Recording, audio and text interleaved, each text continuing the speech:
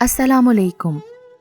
آج کی میری یہ ویڈیو دو پیار کرنے والوں کی کھٹی میٹھی اور خوبصورت داستان ہے۔ کہانی شروع ہونے سے پہلے اگر آپ میرے چینل پر نیو ہیں تو اردو سینٹر پلس کو سبسکرائب کر کے بیل نوٹیفیکیشن کو آن کر دیں تاکہ آپ کو ملتی رہیں تمام چینل اپڈیٹس۔ کہانی پسند آنے پر ویڈیو کو لائک اور شیئر ضرور کیجیے۔ جیسے ہی ڈھولک پر تھاپ پڑی، لڑکیاں بھرا مار کر دالان کی طرف لپکیں۔ انجو آپا کی گوری گوری پتلی پتلی انگلیاں بڑی مہارت سے ڈھولک پر رقص کر رہی تھیں۔ لڑکیاں نادرا کی آواز میں آواز ملا کر گا رہی تھیں اور کمرے میں مایوں بیٹھی نیرا اس گیت کے ساتھ خوابوں کی دنیا میں پہنچ چکی تھی۔ جہاں اس کا محبوب ثاقب تھا وہ تھی اور ان کی محبت تھی۔ برسوں کی جدائی کے بعد وہ دونوں ایک ہونے والے تھے۔ ہجر کی کالی راتیں بیت چکی تھیں اور ثاقب، اس کے اپنے ثاقب، کل ہمیشہ کے لیے اس کے ہو جائیں گے۔ اس نے بھی ان کے انتظار میں یادوں کے دیپ جلائے تھے۔ نانا جان، جنہیں وہ ابی جان کہتی تھی، ان کی ضد تھی کہ پہلے ثاقب اپنی تعلیم مکمل کریں، تبھی شادی ہوگی۔ عجلت تو ثاقب کو بھی نہیں تھی، لیکن ابی جان کی شرائط ذرا سخت تھیں۔ ان کی خواہش تھی کہ وہ فوراً سے ڈگری لے کر واپس آئیں، تب ان کے مستقبل کا فیصلہ ہوگا۔ ثاقب چاہتے تھے کہ ابی جان کم از کم ان کے نام کی انگوٹھی ہی نیرا کو پہنانے کی اجازت دے دیں، لیکن توبہ انگوٹھی کیسی، وہ تو اس قسم کا کوئی ذکر تک سننا پسند نہیں کرتے تھے۔ پھر عمیر نے سمجھایا، ریاض نے لیکچر دیا، ہر طرح کا اطمینان دلایا، تب کہیں جا کر ثاقب ابی جان کی شرائط کے مطابق MD کی ڈگری لینے لندن روانہ ہو گئے۔ بیچاری نیرا بزرگوں کی رساکشی سے سخت پریشان تھی۔ اسے ابی جان سے زیادہ ثاقب کے غصے سے ڈر لگتا تھا۔ اس کے سدھارنے کے بعد اس نے بھی خدا کا شکر ادا کیا کہ یہ مرحلہ بغیر خوبی طے ہو گیا۔ البتہ اسے ثاقب کی جدائی بے قرار رکھتی تھی۔ اس کے خطوط ابی جان کے نام پابندی سے آتے تھے، لیکن ان خطوط میں نیرا کا ذکر تک نہیں ہوتا تھا، اور اسے علیحدہ سے خط لکھنے کا بھی کوئی سوال ہی نہیں تھا، کیونکہ اس خاندان کی روایات اور قدریں آج بھی وہی تھیں جو اب سے 50 برس قبل تھیں۔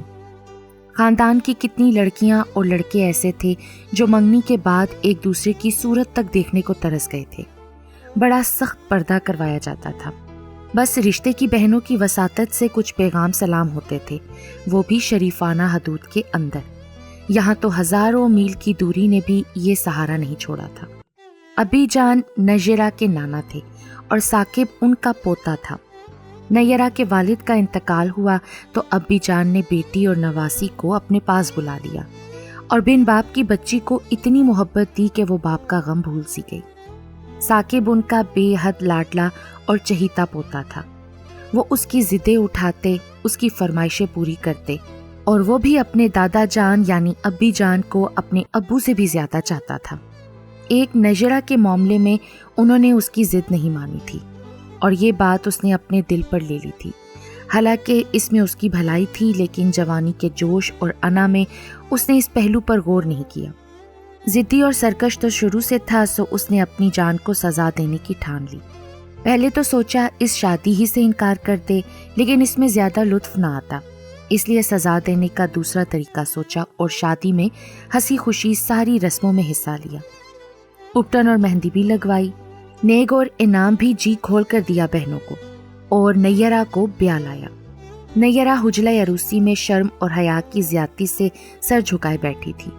یوں تو وہ بچپن سے اب تک کوٹھی کے اس حصے میں ہر وقت آتی جاتی رہی تھی، لیکن اب تو یہ پورشن اس کا سسرال بن گیا تھا۔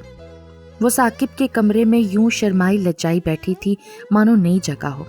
پھولوں کی مہک، عطر کی خوشبو اور اس کے دل کی دھڑکنیں ہم آہنگ ہو رہی تھیں۔ پیشانی پر پسینے کے قطرے جھلملا رہے تھے۔ تبھی دروازے پر کھٹکا ہوا اور ثاقب اندر آ گئے۔ اس کا دل زور سے دھڑکا، سانسیں بے ترتیب ہونے لگیں، اور وہ جو برسوں سے اس کی منتظر تھی اس وقت تک نظر نہ اٹھا سکی۔ ثاقب نے اس کو دیکھا تو بے اختیار اس کے لبوں پر مسکراہٹ آ گئی۔ نیرا، یہ بے جا شرم کیسی؟ آرام سے بیٹھو۔ شاید تم بھول گئی کہ میں کئی سال لندن میں رہ کر آیا ہوں۔ مجھے اتنی شرم و حیا پسند نہیں، بلکہ میں تو اسے جہالت سمجھتا ہوں۔ اف، ثاقب نے تو آتے ساتھ ہی لیکچر شروع کر دیا۔ کیا وہ اتنا بھی نہیں سمجھتے کہ یہ شرم و حیا ایک دلہن کا زیور ہے، اس کا حق ہے؟ نیرا نے سوچا لیکن زبان سے کیا کہتی، بس آہستہ سے جھکا ہوا سر ذرا سا اٹھایا، کنکھیوں سے ثاقب کو دیکھا جو اطمینان سے الماری سے رات کا لباس نکال رہے تھے۔ پھر وہ ملحقہ باتھ روم میں چلے گئے۔ کپڑے تبدیل کر کے ثاقب واپس آئے تو اسے پھر مخاطب کیا، میرے خیال میں تم بھی اس لباس اور زیور سے چھٹکارا حاصل کر لو نیرا، ورنہ ٹھیک سے نیند بھی نہیں آئے گی۔ میں نے دیکھا ہے باتھ روم میں تمہارے کپڑے موجود ہیں۔ ثاقب نے اطلاع دی۔ نہ گھونگھٹ اٹھانے کی رسم، نہ رونمائی کا تکلف، گویا ثاقب کو اسے دلہن بنا دیکھنے کی بھی خواہش نہیں ہے، تو پھر میں کیوں خام خواہ کارٹون بنی رہوں؟ نیرا نے جل کر سوچا اور اٹھ کر لباس تبدیل کرنے چلی گئی۔ باتھ روم کے قدامت آئینے میں اس نے خود کو نظر بھر کے دیکھا۔ ہائے، بہنوں نے کیسی محبت سے سجایا سنوارا تھا، اور اس بے درد نے ایک نظر بھی نہ ڈالی۔ نیرا کی آنکھیں بھیگ گئیں۔ اس نے منہ ہاتھ دھویا، لباس تبدیل کیا، کنگھے سے نوچ نوچ کر کھرچ کھرچ کر بال سیدھے کیے اور دلہناپے کے سارے نشان مٹا کر باہر آ گئی۔ ثاقب بیڈ پر آڑے لیٹے سگریٹ پی رہے تھے۔ دودھ جیسے سفید کرتے پاجامے میں ملبوس وہ عام دنوں جیسے ہی لگ رہے تھے۔ اسے دیکھ کر دھیرے سے مسکرائے۔ گڈ، اب کم از کم انسان تو نظر آ رہی ہو تم۔ انہوں نے پسندیدگی کا اظہار کیا اور پھر قریبی میز پر سے ایک خوبصورت فائل اٹھا کر اس کی طرف بڑھا دی تو مجبوراً اس نے تھام لی۔ اس میں میری ساری ڈگریاں محفوظ ہیں، انہیں سنبھال کر رکھ لو، کیونکہ تمہاری شادی دراصل انہی ڈگریوں کے ساتھ ہوئی ہے۔ میرا نام تو خواہ ہی بیچ میں آ گیا۔ ابی جان کی شرائط میں نے تمام پوری کر دی۔ اب میرے ذمے کسی کا کچھ لینا دینا نہیں نکلتا ہے۔ اور ہاں، میں کل اپنی ڈیوٹی جوائن کرنے جا رہا ہوں۔ میں نے یہ بات کسی کو بتائی نہیں ہے، بس تمہیں بتا رہا ہوں۔ سویرے 4 بجے میری فلائٹ ہے، اب تم آرام کرو، میں بھی سونے جا رہا ہوں۔ ثاقب کمرے سے باہر نکل گئے۔ اس نے فائل میز پر رکھ دی اور دھپ سے بیڈ پر بیٹھ گئی۔ وہ ابھی تک ثاقب کی باتوں کو اس کی حسوڑ فطرت سمجھ رہی تھی۔ اب پتہ چلا کہ وہ کتنا سنجیدہ تھا، لیکن وہ بھی کیوں سبک سر بنتی اور اس سے اپنی خطا دریافت کرتی، جبکہ وہ سرے سے بے قصور تھی۔ نہ تو ابی جان نے اس کے کہنے سے کوئی فیصلہ کیا تھا اور نہ ہی اس کا اس سارے معاملے سے کوئی تعلق تھا جو وہ اپنی ڈگریاں اس کے منہ پر مار گیا تھا۔ وہ تو خود ہی ابی جان کے فیصلے پر چھپ چھپ کر روئی تھی۔ ثاقب کے جانے کے بعد کئی دن تک اس نے ٹھیک سے کھانا نہیں کھایا تھا، اور پھر کئی برس اس نے ثاقب کے انتظار میں کاٹے۔ آج وہ اسے تانے دے رہا ہے۔ اسے تو یہ بھی لحاظ نہیں رہا کہ کل ولیمہ ہے، سب لوگ کیا کہیں گے، کیسی کیسی باتیں بنیں گی، اور اس کی کتنی بے عزتی ہوگی۔ نیرا کی آنکھوں میں آنسو آ گئے۔ اس نے سوچا کہ اپنی عزت کی خاطر وہ اس کی خوشامد بھی کر سکتی ہے، کم از کم اتنے مہمانوں کے سامنے اس کی بے عزتی تو نہیں ہوگی۔ وہ دل پر جبر کر کے ملحقہ کمرے میں گئی۔ ثاقب شاید سونے کی تیاری کر رہا تھا۔ اسے دیکھ کر سیدھا ہو بیٹھا۔ وہ بھی ٹھٹک سی گئی۔ کچھ کہنا چاہتی ہو؟ جی، میں آپ کو یاد دلانے آئی ہوں، کل آپ کی طرف سے ولیمہ ہے، اس لیے آپ کی موجودگی ضروری ہے۔ نیرا نے رسان سے کہا۔ ارے بھائی، دعوت ہی تو ہے، کوئی نکاح تو نہیں ہے کہ میری موجودگی ضروری ہے۔ ویسے تو نکاح کے لیے بھی آپ کی موجودگی ضروری نہیں تھی ثاقب، بلکہ یہ تو اور زیادہ آسان تھا کہ آپ خالی اپنی ڈگریوں کی فائل بھجوا دیتے۔ بہت تیزی آ گئی ہے تم میں۔ جی، میں بھلا اپنے منہ سے اپنی اب کیا تعریف کروں؟ ویسے آپ کی اطلاع کے لیے اتنا عرض کر دوں گی، جس زمانے میں آپ ابی جان کی دی ہوئی سزا بھگت رہے تھے نا، میں بھی اپنے شوق کی تکمیل میں مصروف تھی۔ اتنی بڑی نہ سہی، لیکن چند ڈگریاں میرے پاس بھی ہیں جو میں نے دوسروں کے منہ پر مارنے کے لیے حاصل نہیں کی ہیں۔ آخر تم کہنا کیا چاہتی ہو؟ بس اتنا کہ آپ کل ولیمے میں شریک ہو کر جائیں۔ نیرا اس کا جواب سنے بغیر ہی گھوم کر اپنے کمرے میں چلی گئی اور اطمینان سے چادر تان کر سو گئی۔ یہ تھی اس کی سہاگ رات۔ صبح جب رشتے کی بہنیں سر پر مسلط ہوئیں، تب جا کر نیرا کی نیند ٹوٹی۔ واہ واہ، دلہن رانی پہلے ہی دن یہ حال ہے آپ کے، تو پھر آگے چل کر کیا کرو گی؟ ذرا گھڑی پر نظر ڈالو۔ نادرا نے اس کی چادر گھسیٹ کر پھینکی۔ اف، 9 بج گئے۔ نیرا ہڑبڑا کر اٹھ بیٹھی۔ تم لوگوں نے پہلے ہی کیوں نہ جگایا مجھے؟ چلو کوئی بات نہیں، بیچاری نئی دلہن ہے، شروع میں تو اسے رت جگہوں کی چھوٹ ملنا ہی چاہیے نا۔ زہرا نے نیرا کی مدد کی۔ مس صاحبہ، اس بہانے اپنے رت جگہوں کے لیے راہیں ہموار کر رہی ہیں شاید۔ جبی نے زہرا پر چوٹ کی کیونکہ اگلے ماہ اس غریب کی شادی ہونے والی تھی۔ ثاقب بھائی تو ناشتے سے فراغت کر کے کسی کام سے بھی چلے گئے۔ ہم لوگ البتہ تمہارا ساتھ دینے کے لیے حاضر ہیں، نادرا نے اطلاع دی۔ اور یہ سن کر نیرہ کو اطمینان ہوا کہ ثاقب نے اپنا جانے کا پروگرام فی الحال ملتوی کر دیا۔ اس نے اطمینان سے منہ ہاتھ دھویا، بہنوں کے ساتھ ناشتہ کیا، پھر سب نے مل کر اسے تیار کیا اور دوپہر تک وہ اپنی امی کے پاس لے جائی گئی۔ ولیمہ خوب دھوم دھام سے ہوا۔ ثاقب مہمانوں کی خاطر مدارات کر رہے تھے اور نیرہ بہنوں اور سہیلیوں کے جھرمٹ میں بیٹھی تھی۔ میکے اور سسرال کا جھنجھٹ نہیں تھا، اس لیے کہ سبھی اپنے عزیز تھے، البتہ باہری مہمانوں کی خاطر وہ باقاعدہ دلہن بنی بیٹھی تھی اور تحائف اور نقد رقم کے لفافے خندہ پیشانی سے قبول کر رہی تھی۔ اس کی نظریں بار بار بہک جاتی اور ثاقب کو اس ہجوم میں بھی تلاش کر لیتی۔ آف وائٹ شیروانی اور چوڑی دار پاجامے میں ملبوس، گلے میں ہار ڈالے وہ ادھر سے ادھر آ جا رہے تھے۔ اس کی گندمی رنگت میں غضب کی کشش تھی۔ بچپن میں بھائی بہن اسے چڑھاتے تھے، نیرہ کا دولہا کالا، تو وہ خوب روتی تھی۔ اسے کیا معلوم تھا کہ ایک دن اس کا کالا دولہا ایسا جامع زیب اور وجیح ہو جائے گا جس کی گندمی رنگت کے سامنے سارے سرخ اور سفید پھیکے پڑ جائیں گے۔ لیکن اس کے ساتھ یہ بھی تو ہے کہ اس کا دل کالا ہو گیا ہے۔ نیرہ نے اپنی سوچوں سے پریشان ہو کر ثاقب کی طرف سے نظریں ہٹا دیں اور اپنی سہیلیوں سے آہستہ آہستہ باتیں کرنے لگی۔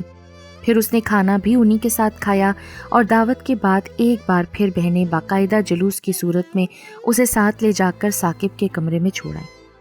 اس رات نیرہ نے ثاقب کا انتظار بھی نہیں کیا اور لباس تبدیل کر کے سونے لیٹ گئی۔ نیند تو کیا آتی، بے تکے خیالات سے دماغ پراگندہ ہو رہا تھا۔ بار بار ثاقب کا رویہ یاد آ جاتا اور وہ بے چین ہو جاتی۔ اسے ثاقب سے ایسی جہالت کی امید نہیں تھی۔ ایک بار تو جی چاہا کہ سیدھی ابی جان کے پاس چلی جائے اور ساری باتیں انہیں بتا دے۔ پھر خیال آیا اس طرح تو وہ اور زیادہ چڑ جائے گا۔ ابھی کم از کم یہ تو ہے کہ اس کی طرف سے کوئی ایسی بات نہیں ہوئی جو اسے بدظن کر دے۔ اس کا سارا غصہ ابی جان پر ہے، لیکن انہیں تو وہ سزا دے نہیں سکتا، لہٰذا اسے مشق ستم بنا رہا ہے۔ خیر، کل جب وہ اپنی ڈیوٹی پر چلا جائے گا تو چند روز کے لیے ہی صحیح اسے ثاقب کی بے تکی باتوں سے نجات مل جائے گی۔ پھر اس کے بعد جو ہوگا اس کا سامنا کیا جائے گا۔ یا تو وہ علولاعلان بزرگوں کے احکام سے انحراف کرے گا اور انہیں جواب دہ ہوگا، یا پھر چپ چاپ اسے جلاتا کڑھاتا رہے گا۔ ایسی صورت میں وہ حالات کے مطابق عمل کرے گی۔ ابھی سے بھلا کیا کہا جا سکتا ہے؟ ثاقب اندر آئے تو وہ کروٹ لیٹی تھی، آنکھیں بھی بند تھیں، اس لیے وہ سمجھے کہ سو رہی ہے۔ دل میں بہت جذبز ہوئے کہ دو چار کڑوی کسیلی باتیں کہنے کا موقع بھی نہیں ملا۔ اس کو جگا کر کچھ کہتے سنتے تو وہ انہیں ضرور پاگل سمجھتی، اس لیے جی مار کر وہیں صوفے پر لیٹ کر سو گئی۔ نیرہ صبح بیدار ہوئی تو ثاقب کو بے خبر سوتے دیکھ کر اسے ہنسی آ گئی، یعنی آج کی فلائٹ بھی کینسل ہو گئی۔ وہ اطمینان سے غسل وغیرہ سے فارغ ہوئی اور کچن میں چلی گئی۔ اسے دیکھ کر مومانی امی نے پیار سے کہا، ارے بیٹی یہاں کیوں آ گئیں؟ پھر اس کے سلام کے جواب میں اسے گلے سے لگا کر ڈھیر ساری دعائیں دے ڈالیں۔ پیار کا یہ اظہار اسے تڑپا گیا۔ ثاقب اٹھ گیا؟ جی وہ تو سو رہے ہیں ابھی تک۔ تو تم نے جگا دیا ہوتا نا، زیادہ دیر تک سونے سے سر میں درد ہو جاتا ہے۔ میں نے جگایا تھا، وہ اٹھے اور صوفے پر لیٹ کر دوبارہ سو گئی۔ نیرہ نے شرما کر کہا، بس آج ہی کمرے سے صوفہ ہٹا دیں گے، مہمانوں کا آنا جانا لگا تھا، اس لیے تمہارے جہیز کا صوفہ وہاں لگا دیا تھا تاکہ سب بیٹھیں وہاں۔ لائیے مومانی امی، میں ناشتہ تیار کر دوں۔ ناشتہ تیار ہے بیٹا، بس چائے دم دینا ہے۔ ٹھیک ہے، آپ جا کر آرام کریں، میں چائے لاتی ہوں۔ نیرہ نے کیتلی چولہے پر رکھ دی۔ ملازمہ لڑکی شریفہ نے چائے کا سیٹ لگا دیا تھا۔ مومانی امی اسے دعائیں دیتی کچن سے نکل گئیں اور وہ نہ جانے کس سوچ میں ڈوب گئی۔ ناشتے کی میز پر ماموں جان، مومانی امی اور ثاقب موجود تھے۔ نیرہ نے چائے بنا کر سب کے سامنے رکھی اور اپنا کپ لے کر مومانی امی کے پہلو میں بیٹھ گئی۔ ماموں جان کی عادت تھی کہ وہ چائے پیتے ہوئے اخبار پڑھتے جاتے تھے اور دوسرے لوگوں سے بالکل لا تعلق رہتے تھے۔ اس وقت بھی وہ اخبار منہ کے آگے لگائے خبروں میں گم تھے اور آہستہ آہستہ چائے کے گھونٹ لے رہے تھے۔ مومانی کو ان کی یہ عادت زہر لگتی تھی۔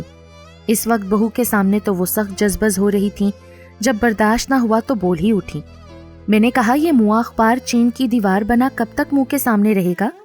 وہاں کی دیوار تو ٹوٹ بھی گئی، لیکن کچھ مجھ سے کہہ رہی ہیں بیگم؟ اخبار ہٹ گیا۔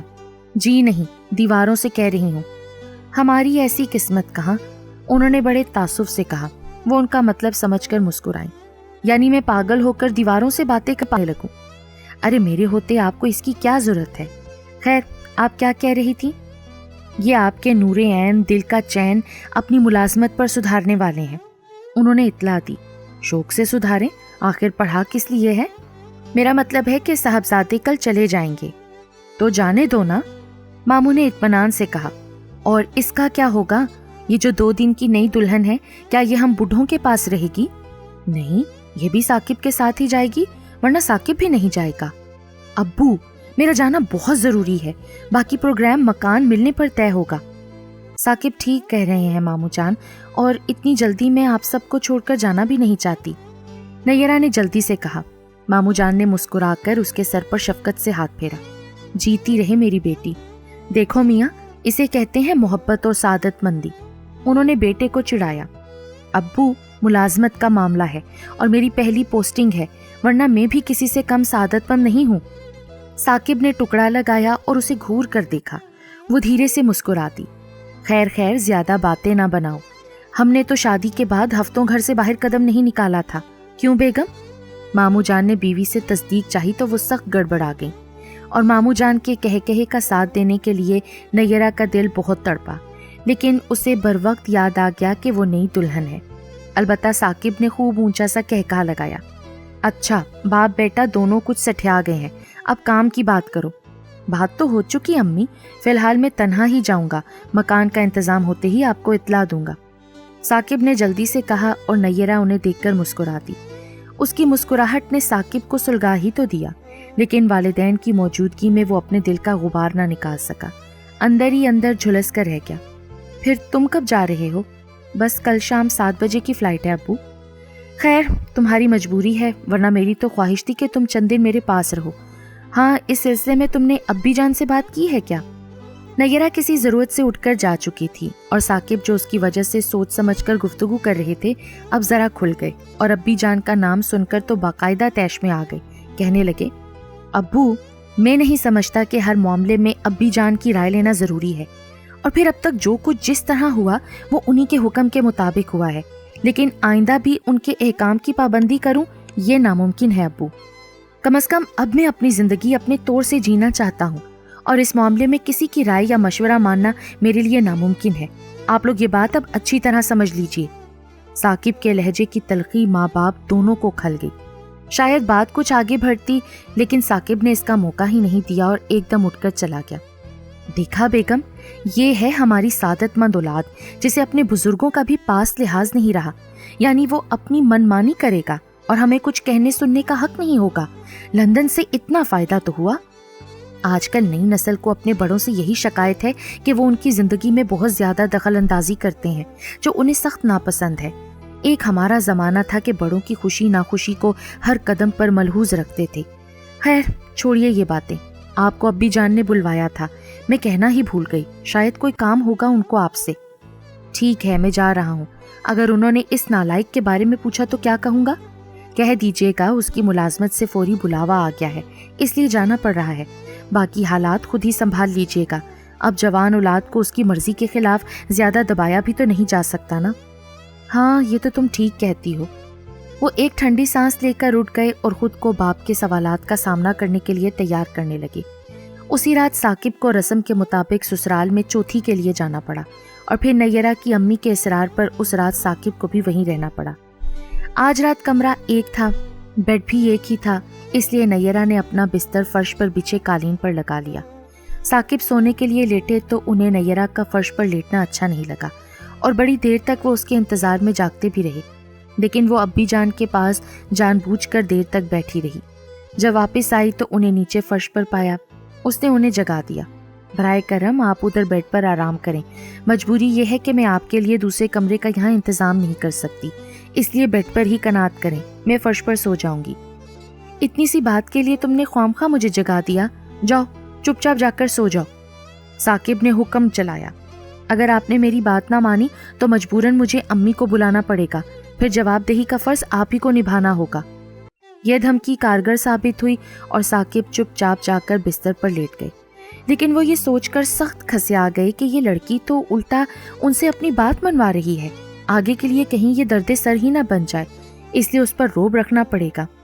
حالانکہ پورا خاندان ماں اس کے ماں باپ کے اس کی پشت پناہی کرنے کے لیے کھڑا ہو جائے گا، سب سے بڑھ کر وہ بڑے میاں یعنی ابی جان۔ ایک بار یہاں سے نکل جاؤں تو مہینوں کسی کو اپنی شکل نہیں دکھاؤں گا، دیکھوں گا کیسے سب کا حکم چلتا ہے مجھ پر۔ ثاقب سوچتے سوچتے نیند کی آغوش میں چلا گیا۔ نیرہ تو لیٹتے ہی سو گئی تھی جیسے اسے کوئی فکر ہی نہ ہو، نہ ہی اس کے رویے سے تردد ہو۔ دوسرے دن ثاقب سب سے رخصت ہو کر اپنی جاب پر چلے گئے۔ نیرہ اپنی ہی طرف رک گئی تھی، بلکہ ابی جان نے اسے روک لیا تھا۔ اسے بھی ثاقب دنیا دکھاوے کے لیے ملنے آئے تھے اور نیرہ نے دل پر جبر کر کے مسکراتے ہوئے انہیں خدا حافظ کہا تھا، حالانکہ اس کا دل بری طرح رو رہا تھا۔ ثاقب کا رویہ اس کے لیے ناقابل برداشت تھا، لیکن وہ گھر والوں کی سوالیہ نظروں کا سامنا نہیں کرنا چاہتی تھی، اس لیے نارمل نظر آنے کی کوشش کرتی رہی تھی۔ سب سے بڑھ کر وہ ثاقب کے سامنے خود کو کمزور ظاہر کرنا نہیں چاہتی تھی، اس لیے بڑی تلاش اور کھوج بین کے بعد بھی ثاقب کو اس کی آنکھوں میں ایک آنسو تک نہ دکھائی دیا اور انہیں اپنی اسکیم فیل ہونے کا غم ستا رہا تھا۔ ثاقب کے جانے کے بعد مومانی امی آ کر اسے لی گئی اور وہ ہنسی خوشی چلی گئی۔ پھر کون سا دور جانا تھا، کوٹھی کے ایک پورشن میں میکا تھا تو دوسرے حصے میں سسرال۔ سارا دن تو سب کے ساتھ ہی گزرتا تھا، بس کھانا اور سونا ہی مومانی اور ماموں کی طرف تھا۔ ابی جان کے کام وہ پہلے ہی کی طرح کرتی تھی۔ جب وہ رات میں انہیں خدا حافظ کر کے اپنے کمرے میں سونے کے لیے جاتی تو تنہائی میں ثاقب کے بارے میں سوچنے کے علاوہ اور کوئی کام نہیں ہوتا، اور وہ یہ سمجھنے سے قاصر تھی کہ ثاقب اسے کس قصور کی سزا دے رہے ہیں۔ وہ تو بزرگوں کی مرضی کی پابند تھی۔ اب اگر ابی جان نے ثاقب کے بہتر مستقبل کے خیال سے باہر جا کر ایم ڈی کرنے کی شرط رکھی تھی تو وہ کیا کرتی؟ ثاقب ان کے حکم سے روگردانی نہ کر سکے تو سزا اسے دے ڈالی اور اس سے ناراضگی کا اظہار کر کے گویا قلعہ فتح کر لیا، لیکن وہ بھی ان کے سامنے نہیں جھکے گی، نہ اپنے حقوق کا ان سے مطالبہ کرے گی، نہ روئے گی، نہ گڑ گڑائے گی، نہ اپنے گھر والوں کو کسی بات کی بھنک لگنے دے گی۔ ثاقب کو اپنی غلطی کا خود احساس ہوگا اور وہ اس کے پاس واپس آئیں گے۔ آخر اس کی بھی کوئی عزت ہے۔ خودداری اور انا پر صرف ثاقب ہی کا تو حق نہیں، وہ بھی اپنی انا اور خودداری کا سودا نہیں کرے گی، کم از کم ثاقب کی شرائط پر ہرگز نہیں۔ ثاقب کے ہر خط میں یہی عذر ہوتا تھا کہ اب تک مکان نہیں ملا۔ اس کے ماموں جان ایک دن خود ثاقب کے پاس پہنچ گئے اور اپنے ایک دوست کے ذریعے 3 کمروں کا ایک فلیٹ کا بندوبست کر دیا۔ ناچار ثاقب کو اسے وہاں بلوانا پڑا۔ رشتے کا بھائی اسے جا کر پہنچا آیا اور ثاقب کو اسے مجبوراً برداشت بھی کرنا پڑا۔ اب وہ والدین سے یہ کیسے کہتے کہ وہ نیرہ کو اپنے ساتھ نہیں رکھنا چاہتے، اس طرح تو وہ سب کے برے بن جاتے۔ نیرہ نے فلیٹ کو اپنی مرضی سے سجایا سنوارا۔ ڈرائنگ روم کے علاوہ 2 کمرے تھے، ایک کمرہ اس نے ثاقب کے لیے سیٹ کر دیا، دوسرا کمرہ اپنے لیے درست کر لیا۔ کھانے کی میز برآمدے میں ڈال دی۔ اس طرح اول روز ہی سے اس نے اپنے اور ثاقب کے درمیان ایک دیوار کھڑی کر لی تاکہ ثاقب کو کچھ کہنا سننا نہ پڑے۔ وہ صبح سے شام تک گھر کے کام میں مصروف رہتی۔ اوپر کے کام والی عورت صبح شام آتی تھی، اس کے ذمہ برتن اور کپڑے دھونے کا کام تھا۔ جمع دارنی جھاڑو پوچھا کر جاتی، کھانا وہ خود ہی پکاتی، 2 آدمیوں کا کھانا ہوتا ہی کتنا ہے، اور پھر ثاقب اکثر رات کا کھانا باہر ہی کھاتا، کبھی پارٹی، کبھی کسی دوست کے اصرار کا بہانہ، اسی لیے اس کا کام اور بھی کم ہو گیا تھا۔ دوپہر میں وہ لنچ گھر پر ہی کرتا تھا اور 2 گھنٹہ آرام کرنے کے بعد ہاسپٹل چلا جاتا۔ رات میں اس کی واپسی بھی دیر سے ہوتی، لیکن نیرہ نے کبھی اس سے باز پرس نہ کی۔ ثاقب حیران تھا کہ یہ لڑکی آخر کس مٹی سے بنی ہے، نہ کبھی کوئی شکوہ کرتی ہے، نہ لڑتی جھگڑتی ہے۔ وہ اسے لڑنے کے لیے اکساتا بھی تو وہ ٹال جاتی۔ ان دنوں ثاقب اپنے ساتھ کام کرنے والی ایک ڈاکٹر کا ذکر بہت کرتا تھا۔ یاسمین نام بتایا تھا، لیکن اس کے ذکر پر بھی نیرہ نے کوئی دھیان نہیں دیا، جبکہ ثاقب کا خیال تھا کہ کوئی عورت اپنے شوہر کے منہ سے دوسری عورت کی تعریف سننا پسند نہیں کرتی۔ ایک روز تو حد ہی ہو گئی۔ وہ یاسمین کو اپنے ساتھ گھر لے آیا اور نیرہ نے خندہ پیشانی سے اس کا استقبال کیا۔ جتنی دیر یاسمین وہاں رہی، ثاقب اس کا چہرہ پڑھنے کی کوشش کرتا رہا، لیکن وہاں تو جلن یا حسد کا نام تک نہیں تھا۔ وہ بڑی خوش اخلاقی سے یاسمین سے باتیں کر رہی تھی اور اس کی خاطر مدارات کر رہی تھی۔ یاسمین نے اسے اپنے گھر مدعو کیا تو اس نے مسکرا کر ثاقب کی طرف دیکھا۔ ڈاکٹر ثاقب، آپ کسی دن نیرہ کو لے کر آئیے نا۔ ضرور ضرور، ثاقب نے گویا وعدہ کیا، اور یاسمین چلی گئی تو وہ اس سے الجھ پڑے۔ بھائی، میں نے تو آپ کی دوست سے نہیں کہا تھا کہ وہ مجھے مدعو کرے، نہ ہی میں نے اس سے کوئی وعدہ کیا ہے، آپ کوئی بہانہ کر دیجیے گا، اس میں کون سی مشکل ہے؟ نیرہ نے اس سے پیچھا چھڑانے کے لیے رسان سے کہا، لیکن وہ تو اس پر خار کھائے بیٹھا تھا۔ تم چاہتی ہو کہ میں اس کی نظروں میں گر جاؤں؟ آخر تمہیں کوئی عذر پیش کر دیتی نا تو کیا ہو جاتا، لیکن تم تو سب سے مجھے برا بنوانا چاہتی ہو۔ ثاقب کی بچکانہ سی بات پر وہ مسکرا دی۔ وہ اس کی مسکراہٹ دیکھ کر اور سلگ اٹھا۔ چلیے میں ہی کوئی بہانہ کر دوں گی بس۔ اس روز وہ کچھ شاپنگ کرنے مارکیٹ گئی تو اچانک اسے اپنی عزیز سہیلی روما کا بھائی مل گیا۔ روما اس کی بہت اچھی دوست تھی اور فیصل اس کا چھوٹا بھائی تھا، اس لیے وہ بھی اسے آپا ہی کہتا تھا۔ حال ہی میں اس کی پوسٹنگ یہاں کے ریڈیو اسٹیشن پر ہوئی تھی اور اس نے بتایا کہ ہفتہ عشرہ میں اس کے گھر والے بھی آ جائیں گے۔ اسے روما کی آمد کی خبر سن کر واقعی بہت خوشی ہوئی تھی۔ اس نے جھٹ فیصل کو اپنا ایڈریس دے دیا اور روما کو گھر لانے کی تاکید کی۔ وہ کام ختم کر کے واپس آئی تو خلاف امید ثاقب کو گھر پر دیکھ کر اس کو حیرت ہوئی، لیکن وہ کچھ بولی نہیں اور خریدا ہوا سامان رکھنے میں مصروف ہو گئی۔ پھر اس نے ثاقب سے چائے یا کافی کے لیے پوچھا تو وہ تلخی سے بولا، تمہیں گھومنے پھرنے سے فرصت مل گئی؟ آپ جانتے ہیں کہ میں گھومنے پھرنے کی شوقین نہیں ہوں۔ مجھے تو یہ بھی علم نہیں ہے کہ اس شہر میں کچھ تفریحی مقامات بھی ہیں یا نہیں، اور اس شہر میں تمہارا کوئی شناسا بھی نہیں ہوگا نا؟ ثاقب نے طنز کیا، نہیں کوئی نہیں۔ پھر وہ کون تھا جس سے گھل مل کر باتیں کر رہی تھی؟ وہ تو کوئی پرانا شناسا تمہارا معلوم ہوتا تھا، بلکہ اس سے بھی کچھ زیادہ۔ نیرہ سمجھ گئی کہ اس کا اشارہ کس کی طرف ہے۔ دل چاہا کہ اپنی صفائی میں کچھ کہے، لیکن اس طرح تو اس کا رقیق الزام سند کا درجہ حاصل کر جاتا۔ یہ سوچ کر بس اس نے اتنا کہا، آپ شاید فیصل کے بارے میں کہہ رہے ہیں۔ فیصل تو میں جانتا نہیں، یہ تو تم خود ہی سمجھو، لیکن اس طرح سرے راہ ایک غیر انسان سے تمہارا گفتگو کرنا مجھے قطعی پسند نہیں ہے۔ پر میں نے تو کبھی آپ کی پسند ناپسند پر اعتراض نہیں کیا، پھر آپ کیوں اتنا خفا ہو رہے ہیں؟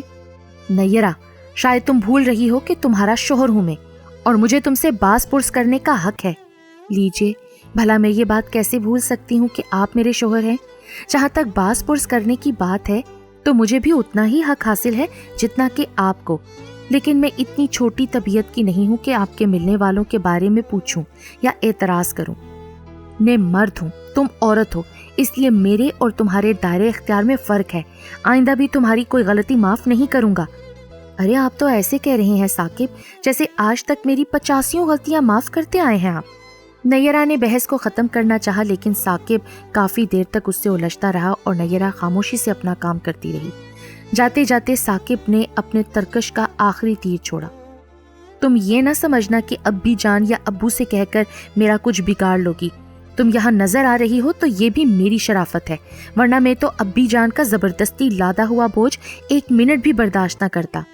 ثاقب چلا گیا، لیکن نیرہ کی روح تک گھائل ہو گئی۔ وہ اب یہاں ایک منٹ رکنے کے لیے تیار نہیں تھی۔ ایسی واہیات باتیں سننے سے تو بہتر تھا کہ وہ یہاں آتی ہی نہ۔ گھر والے رنجیدہ ہوتے بلا سے، ابی جان کو دکھ ہوتا، لیکن کم از کم وہ تو اس دن رات کے عذاب سے بچ جاتی نا۔ وہ تو یہ سمجھ کر آ گئی تھی کہ ثاقب کا غصہ چند روز میں ختم ہو جائے گا اور حالات بدل جائیں گے۔ آخر وہ میاں بیوی ہیں اور یہ رشتہ کچا دھاگا نہیں ہے کہ ذرا سی بات پہ ٹوٹ جائے۔ لیکن ثاقب نے تو گویا قسم کھا لی ہے کہ اس رشتے کو توڑ کر رہیں گے، وہ بھی نیرہ کو خطاوار ثابت کر کے، تاکہ کوئی انہیں الزام نہ دے سکے۔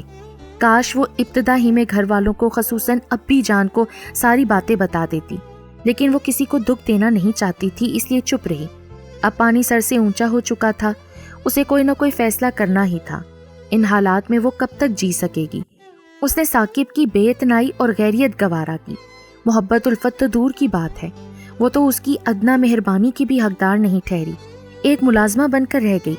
پھر بھی اسے احساس نہیں ہوا، الٹا اب بھی وہ اس پر الزام تراشی کرنے لگا ہے تو ایسی حالت میں یہاں رہنا اپنی بے عزتی کرانے کے مترادف ہوگا۔ نیرہ نے اپنا مختصر سامان درست کیا، گھر لاک کیا اور چابی بلڈنگ کے چوکیدار کو دے کر اسٹیشن چلی گئی۔ 1 گھنٹے کے بعد وہ اس شہر کی حدود سے باہر جا چکی تھی۔ ٹرین کی رفتار اسے ثاقب سے دور کرتی رہی اور وہ بڑی یکسوئی سے ایک میگزین کا مطالعہ کرتی رہی۔ اس کا ضمیر صاف تھا، اس کے دل میں کوئی کھوٹ نہیں تھا، پھر وہ کیوں خوفزدہ ہوتی؟ کم از کم اب گھر والوں کو بھی تو معلوم ہونا چاہیے کہ وہ کتنے عرصے سے اس جہنم میں جل رہی ہے، اور ثاقب اسے زبردستی لادا ہوا بوجھ سمجھتا ہے۔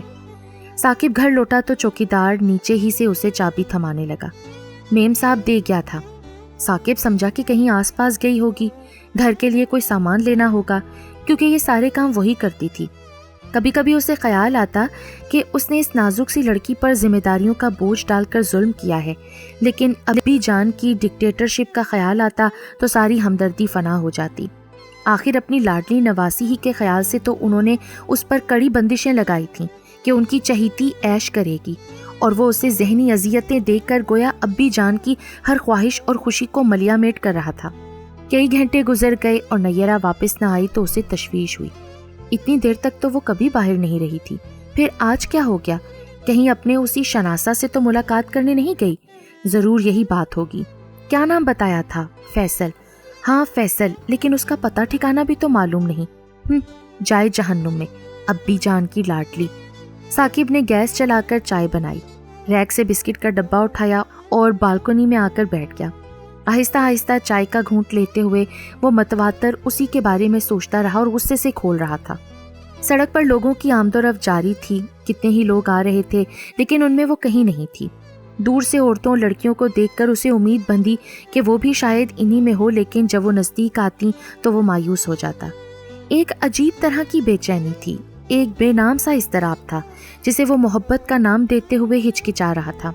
اس نے تو شادی کے بعد ایک لمحے کے لیے بھی اس سے محبت کا اظہار نہیں کیا تھا، لیکن محبت کے لیے اظہار ضروری بھی تو نہیں ہے نا۔ محبت ہونا ایک الگ بات ہے اور محبت کا اظہار کرنا بالکل دوسری بات ہے۔ اسے نیرہ سے محبت ہے، اس کا اعتراف وہ خود سے بارہا کر چکا ہے۔ کیا ہوا جو غصے میں اپنے جذبات کا اظہار نہیں کیا؟ اسے نیرہ کو تلاش کرنا چاہیے، خدا نہ کرے کہیں کسی حادثے کا شکار نہ ہو گئی ہو۔ یہ سوچنا تھا کہ وہ تڑپ اٹھا، فوراً لباس تبدیل کیا اور جھٹ باہر آ گیا۔ بائک میں بیٹھ کر اس نے شہر بھر کا چکر لگایا، ہسپتالوں میں جا کر اس روز کے حادثوں کی تفصیل معلوم کی۔ کم از کم اس دن کوئی عورت یا لڑکی کسی حادثے میں زخمی نہیں ہوئی تھی۔ یہ معلوم کر کے گویا اطمینان ہوا، لیکن تھک کر چور ہو گیا تو گھر لوٹ آیا۔ وہ دشمن جاں اب تک واپس نہیں آئی تھی۔ اچانک بجلی کی طرح ایک خیال دماغ میں کوندا۔ اپنی دوپہر کی گفتگو یاد آئی۔ جلدی سے اس کے کمرے میں جا کر ادھر ادھر نظر دوڑائی۔ الماری کے اوپر رکھا سوٹ کیس غائب تھا، الماری کھولی، ہینگرز بھی خالی نظر آئے، سینڈلز کا ریک بھی خالی تھا۔ اس کا مطلب ہے کہ وہ واقعی چلی گئی، لیکن کہاں؟ سوائے گھر کے وہ کہاں جا سکتی ہے؟ اف، جب وہ اکیلی گھر پہنچی ہوگی تو کیسی قیامت آئی ہوگی۔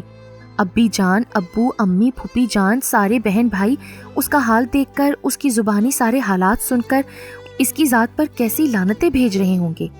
ابی جان کا غصہ خدا کی پناہ، اور بیچارے امی ابو کو اس کی وجہ سے کیسی ندامت ہوگی۔ پھوپھی جان غریب، جنہوں نے اس سے ہمیشہ محبت کی، اپنی بیٹی سے بڑھ کر اسے چاہا، اب وہ اپنی بیٹی پر ہوئے ظلم اور زیادتیوں کی داستان سن کر کیا سوچتی ہوں گی؟ یہی نہ کہ میں نیرہ کے لائق نہیں تھا، واقعی میں اس کے لائق نہیں ہوں۔ رات کچھ سوتے جاگتے گزری، صبح وہ پہلی فلائٹ سے اپنے شہر کے لیے پرواز کر گیا۔ گھر میں داخل ہوتے ہی اسے سناٹے کا احساس ہوا۔ اچانک اس کی امی اپنے کمرے سے نکلی اور اسے اپنے سامنے دیکھ کر خوشی سے لپک کر گلے سے لگا لیا۔ اگر نیرہ کے بغیر جی نہیں لگتا ہے تو اس کے ساتھ ہی کیوں نہ آ گیا؟ امی نے اس کی پیشانی چوم کر محبت سے کہا، تھینکس گاڈ، اس کا مطلب ہے کہ وہ ساتھ خیریت کے گھر پہنچ گئی۔ یہی نہیں، امی کا رویہ بتا رہا ہے کہ اس نے میری شکایت بھی نہیں کی۔ ثاقب نے اطمینان سے سانس لی۔ تم جلدی سے منہ ہاتھ دھو لو، میں ناشتہ لگاتی ہوں۔ امی کچن میں چلی گئیں اور وہ اس کی تلاش میں ادھر ادھر نظریں دوڑاتا ہوا باتھ روم میں گھس گیا۔ ناشتے کی میز پر اس نے ماں سے نیرہ کا پوچھا۔ وہ ابی جان کے پاس ہے، میں نے شریفہ سے کہلا دیا ہے، آتی ہوگی۔ امی نے اس کی بےتابی محسوس کی تو ہنس دی، اور سچ مچ 10 منٹ کے بعد وہ اس کے سامنے تھی۔ ماں نہ ہوتی تو وہ اسی وقت اسے اپنی باہوں میں بھر لیتا، اور پھر کچھ غصے کا اظہار بھی مقصود تھا، اس لیے اس کی طرف سے نظریں موڑ کر ماں سے مخاطب ہو گیا۔ نیرہ کچھ بجھی بجھی سی لگ رہی تھی، ایسا ہونا فطری بھی تھا۔ وہ اس سے ناراض ہو کر آئی تھی۔ امی، میں ذرا دیر آرام کروں گا۔ ہاں ہاں، تم سو جاؤ، میں کھانے کے وقت جگا دوں گی۔ نیرہ، تم ذرا ثاقب کا بستر درست کر دو بیٹا۔ نیرہ اس کی طرف دیکھے بغیر ہی کمرے کی طرف بڑھ گئی۔ وہ دل ہی دل میں ہنستا ہوا اس کے پیچھے اندر داخل ہوا۔ نیرہ تکیہ لگا رہی تھی۔ اسے خاموش دیکھ کر اس کی رگیں شرارت پھڑک اٹھی۔ لہجہ ذرا سخت بنا کر بولا، مجھے بتائے بغیر کیوں چلی آئیں؟ تم کہتی تو کیا میں تمہیں روک لیتا؟ میم صاحب، شاید آپ اس خوش فہمی میں ہیں کہ میں آپ کے بغیر مر جاؤں گا۔ خوب غور سے دیکھ لیں، بندہ ایک دم فٹ فاٹ ہے۔ نیرہ اپنے کام میں مصروف رہی، اس کی طرف دیکھا بھی نہیں۔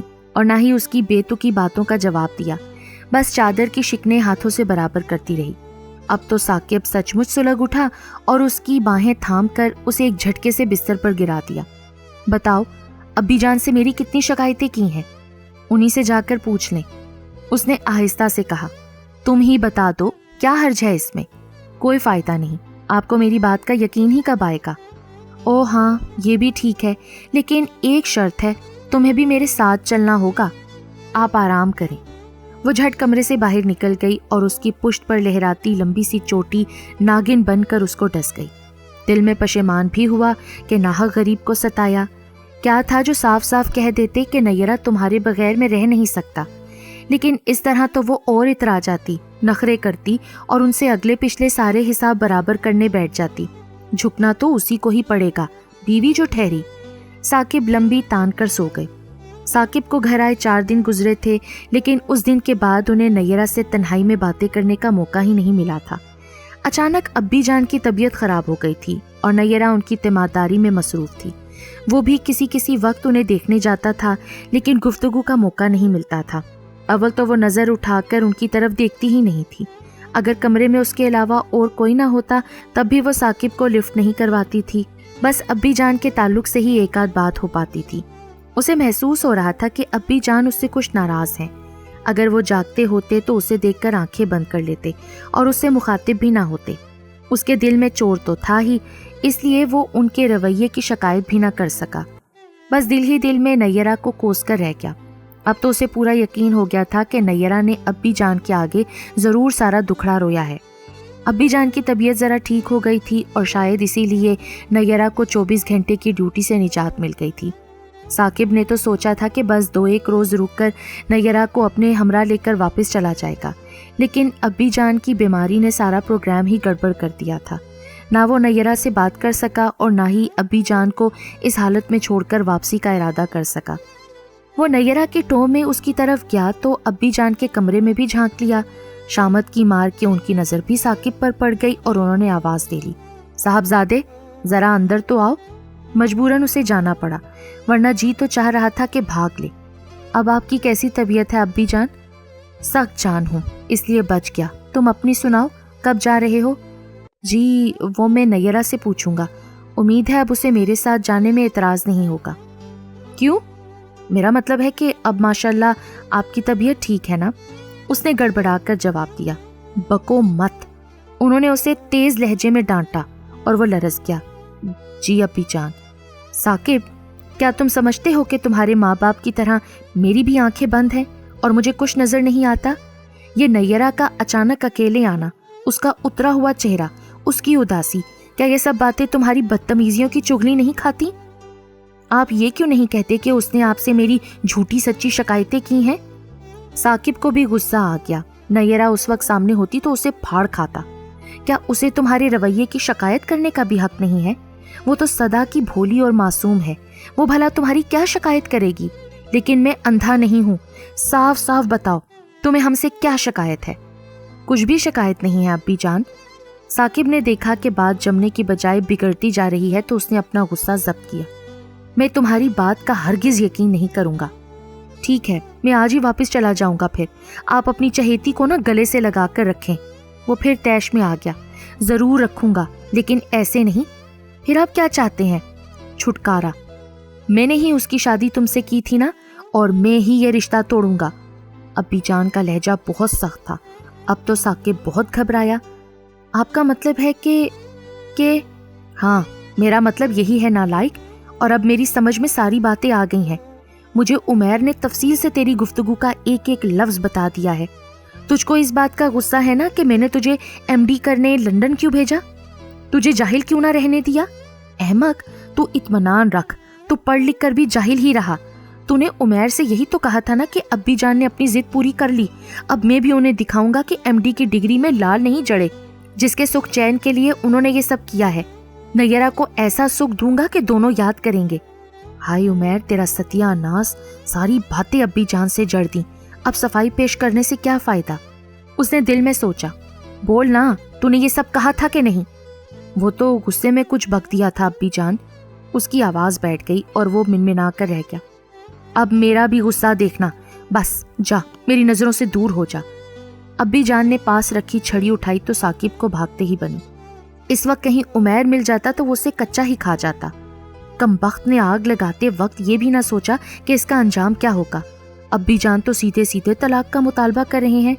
وہ دشمن جان الگ روٹھی ہے، اب تو شاید وہ بھی اسے معاف نہیں کرے گی، اور وہ نہ معاف کرے گی تو ابی جان اپنے فیصلے پر اٹل رہیں گے۔